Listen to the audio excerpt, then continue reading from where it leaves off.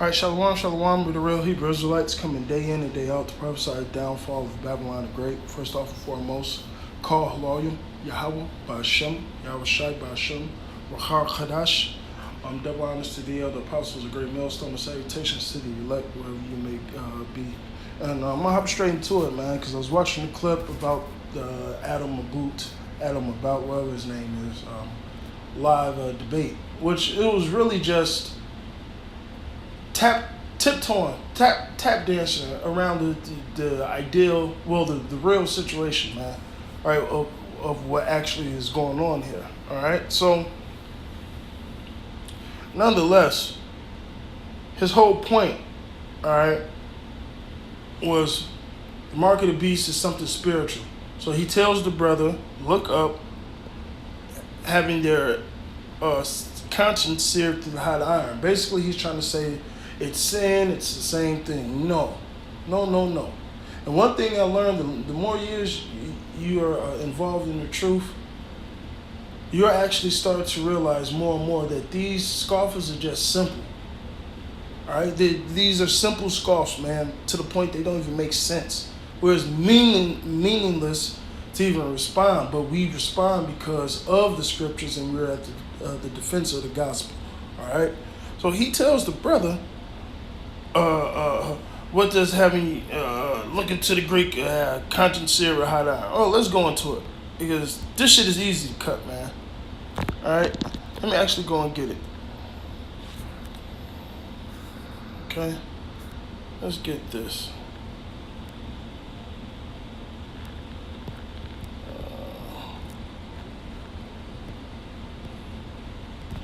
Well, actually, let's read it. Let's see what this is even talking about. All right, 1 Timothy 4:1. Now the Spirit speaketh expressly that in the latter times some should depart from the faith, giving heed to seducing spirits and doctrines of the devil. First of all, nigga, you telling the brother to read or give you the Greek word on conscience seared and hot iron in the Greek. Nigga, you didn't even read the first verse, which the first verse is literally talking about you, man. Literally. But you're so much of a demon that you don't see it. All right?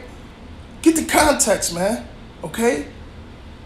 So they are given over to these seducing spirits, these doctrines of devils, so these false philosophies, speaking lies and hypocrisy, having their conscience seared with a hot iron. So, let's get it. Conscience, which is really your mind state, your spirit. All right, here it goes. So as distinguishing between moral, good, and bad, which you should have your senses, all right, exercise to know between good and evil. That's why we have elders, all right, according to Hebrews the 5th chapter in, I believe, Malachi, man, all right. Them that worship the Lord and them that worship not the Lord. There's a difference, all right? And we have our senses exercised to know the difference between the two, man. So you guys, your conscience, you're supposed to know from good and bad or whatnot, or sound doctrine and doctrine that's not sound. You should know that, but guess what? Your conscience, your spirit, your state of mind is stuck. It's seared, all right, to believe in whatever the hell you're promoting, all right? Just like the scripture says, every man being fully persuaded in their mind. So your conscience is seared and fully persuaded in that, just like our conscience is fully seared and persuaded in this righteousness, all right? Because there's a flip side to it, all right? So the flip side to this scripture about you niggas being seared with your wickedness and your thought process, we're seared, all right, with righteousness according to according to Ezekiel the 9th chapter, man. That mark of exemption, all right? Yahweh Shem Shai name being seared, sealed on our foreheads, all right? So let's see what this is actually going into, all right? So there you go, conscience. Let's get this seared with hot iron. A mark or branding, branded with their own conscience, all right? Now their souls being branded with the mark of sin. This is not speaking on the mark of the beast, man. Who cares about them, the perpetual consciousness of sin, all right? You know what that is? You niggas being seared with that, all right? You niggas being sealed with that, which means you niggas ain't changing your mind for shit. All right? Once it's in there, it's in there. If you literally, say if you got a cut, right? And you take a hot iron to patch yourself up. Once you seal that shit, hey, ain't no going back. That mark is there forever. All right? And you niggas are at the point of blasphemy, which means you're at the point of no return. So you're seared. You're at the point of no return, man. All right?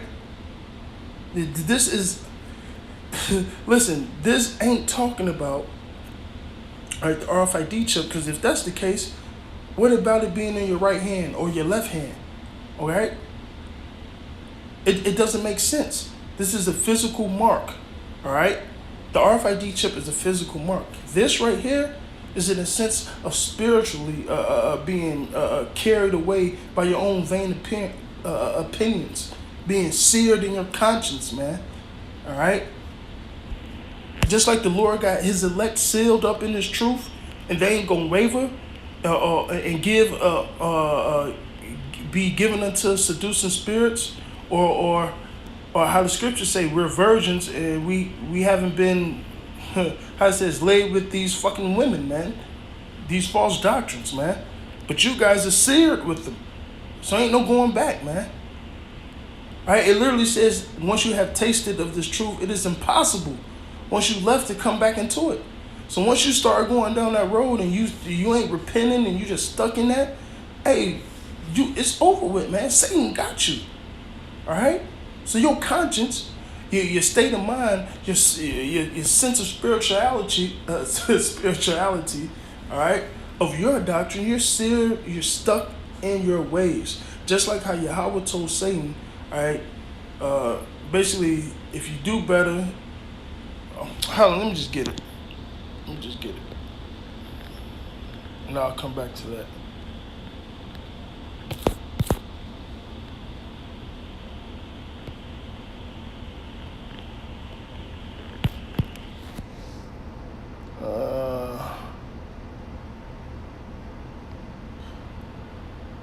Here you go. This is Genesis 4:7. If thou doest well, shalt thou not be accepted? And if thou doest not well, sin lieth at thy door. So guess what? Esau didn't want to do well, so guess what happened? He's seared with being the ruler of fucking sin, man. All right? Sin lieth at his door. That's all he know. He ain't going to change his mind on that.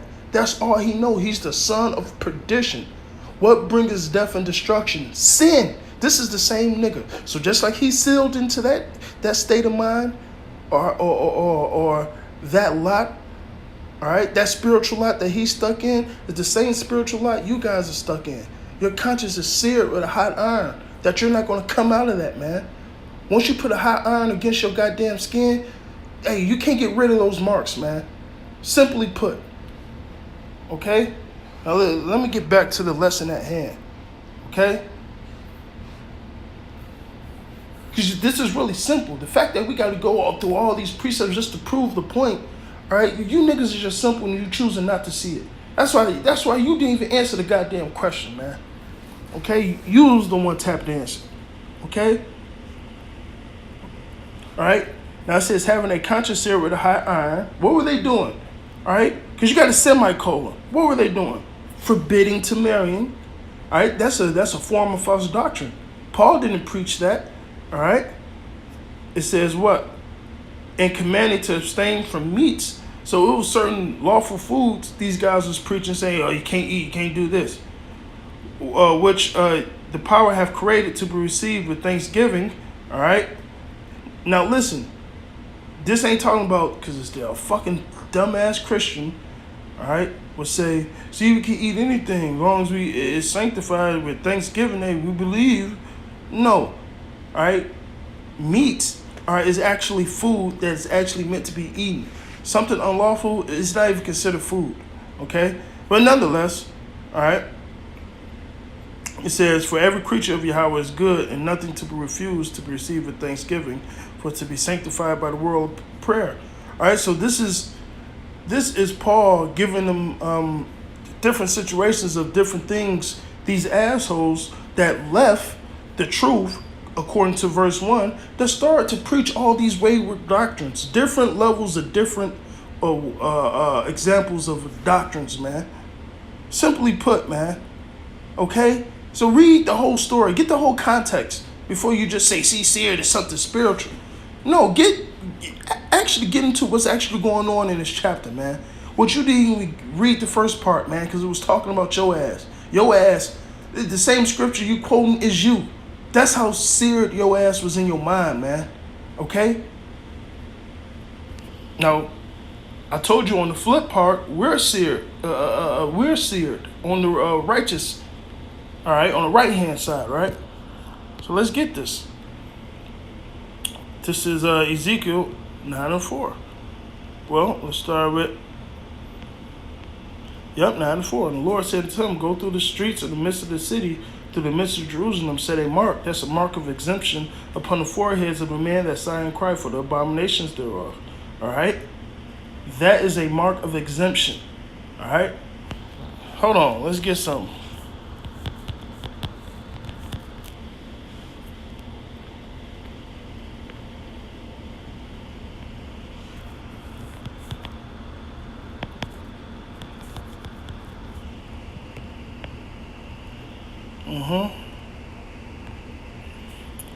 This is Revelations 14:1. And I looked, and lo, a lamb stood on the mount of Zion, and with him 144,000 men. All right, the flock of my pasture is men. All right, so none of you women will be of the 144,000. You will be a part of the 1/3. All right, you will be a part of the body of the elect, but not the prophets, man. Not the body of the prophets. All right. It says, having his father's name written in their foreheads. There you go. We're sealed. We're seared with that. Being sealed and seared on the right hand side, man. All right.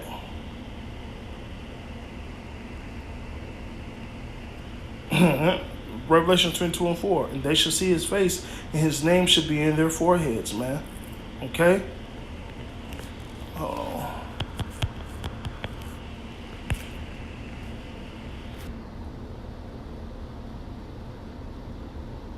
All right, hold on.